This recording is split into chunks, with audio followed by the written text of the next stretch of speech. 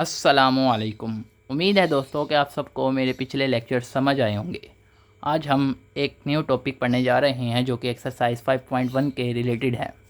अब यहाँ पर देखें तो ये क्वेश्चन है x square plus 6x plus 9 minus 4y square.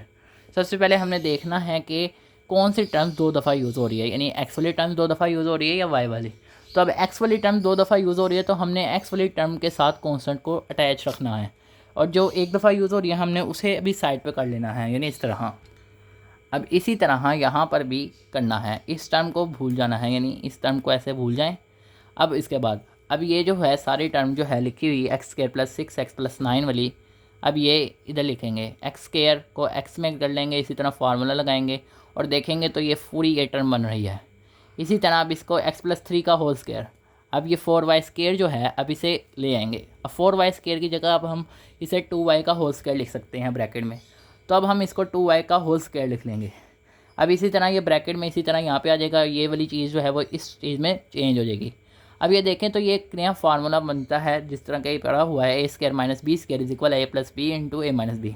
अगर ये ए जो है ये पहली टर्म है यानी ए है और ये बी टर्म है, तो हम एक दफ़ा इस टर्म को इस टर्म के साथ प्लस में लिखेंगे, एक दफ़ा फिर दूसरी दफ़ा इस टर्म को माइनस में इस टर्म के साथ लिखेंगे, यानी इस तरह एक्स प्लस 3 प्लस 2y और फिर ब्रैकेट में एक्स प्लस 3 माइनस 2y।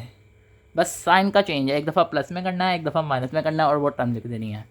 इसी तरह एक और क्वेश्चन है।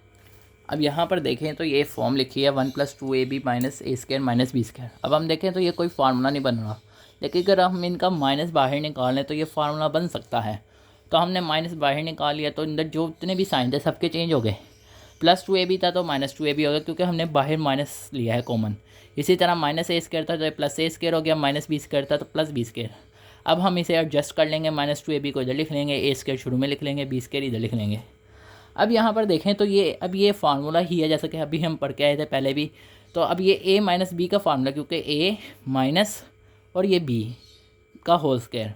इसी तरह 1 है, 1 का जितना मर्जी मल्टीप्लाई करें आंसर हमेशा 1 ही रहता है। तो हमने इस 1 को 1 स्क्वायर लिख लिया, क्योंकि यहाँ पे भी स्क्वायर में है तो हमने इसे भी एडजस्ट करना है तो हमने इसे 1 स्क्वायर लिख लिया। अब ये वही फार्मूला बन गया, एक दफ़ा पहली रकम फिर माइनस दूसरी रकम का स्क्वायर जो है वो इज इक्वल है इसके।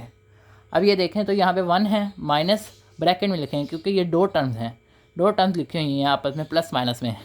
तो अब यहाँ पे देखें 1 माइनस ये टर्म, फिर इसी तरह ब्रैकेट 1 प्लस ये टर्म, तो ये हो गया। उसके बाद फिर अब हमने लिखा 1 माइनस, अब जो बाहर माइनस था इस वजह से अंदर जितनी भी वैल्यूज़ के जो साइन थे वो चेंज हो गए, तो ये माइनस ए हो गया, ये प्लस भी हो गया क्योंकि इसके साथ कुछ नहीं था, प्लस था, तो बाहर जब आया तो ये माइनस हो गया, और इसके साथ जो भी साइन है वो वैसे ही रहेगा क्योंकि बाहर प्लस है।